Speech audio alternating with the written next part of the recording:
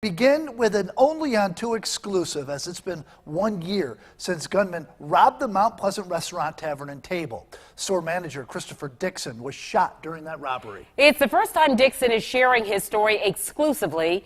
He spoke with Count on 2's Deanne Roberts. Deanne.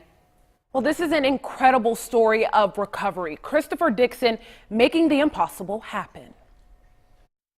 There you go. Taking one step at a time. Oh my God. And keeping his head up after one shot knocked him down. I turned to open up the safe, and the next thing I know, I was laying on the floor and couldn't feel my legs. Christopher Dixon sat down with me, taking me through moments of terror. All I could do was stare at the floor. Last April, police say Brandon Daniels and Joshua Washington robbed Tavern and Table and shot manager Chris Dixon.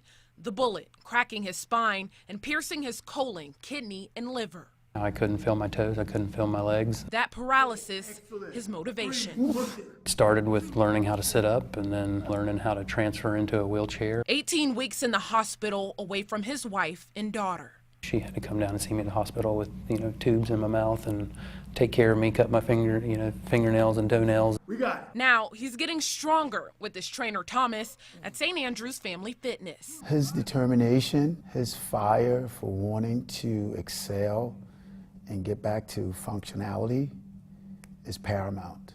Dixon's still numb below his left knee, but he trains almost daily.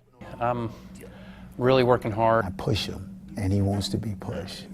Dixon says his motivation is his family, friends, and the community. I was really overwhelmed with the amount of support and honestly love I was feeling. My wife and daughter are my number one, support system. And of course, his trainers. He's gonna make it. I'm gonna be there when they cut the ribbon, when he walks through the Table and Tavern, and I'm gonna bust out the cake.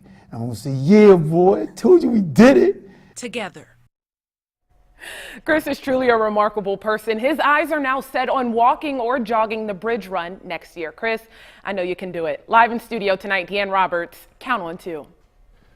Deanne, thank you for that story. The 2 suspects accused of robbing that restaurant, they are in custody. Joshua Washington and Brandon Daniels both facing multiple charges, including attempted murder and kidnapping. Now, Washington also facing federal charges in connection to the armed robbery.